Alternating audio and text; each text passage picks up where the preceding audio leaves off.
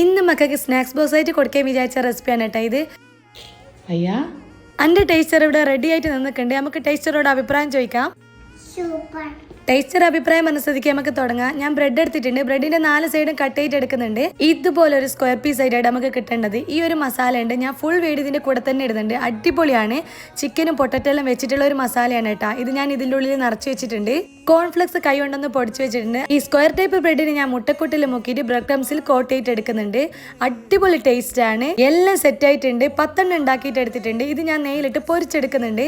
അടിഭാഗം brown colour ആയി കഴിഞ്ഞാൽ മറ്റേ സൈഡും കൂടി ഒന്ന് തിരിച്ചിട്ട് കൊടുക്കണം. ഇത് മക്കൾസിനുണ്ടല്ലോ എന്തായാലും ഇഷ്ടപ്പെടും. എന്തായാലും ഒന്ന് ട്രൈ ചെയ്ത് നോക്കണം. കറുമുറന്ന് പറഞ്ഞിട്ട് നമുക്ക് ചൂടാലെ കഴിക്കാൻ പറ്റും. ഇതിന്റെ കൂടെ ഞാൻ ഡൈനാമിക് സോസും കൂടിയാണ് ഉണ്ടാക്കിയിട്ടുള്ളത്. ഇതിന്റെ ഫുൾ വീഡിയോ ഈ വീഡിയോന്റെ തൊട്ട് താഴെ ഉണ്ട്. നിങ്ങൾ എന്തായാലും ഒന്ന് കാണണം. ബിസ്മില്ലാഹിർറഹ്മാനിർറഹീം.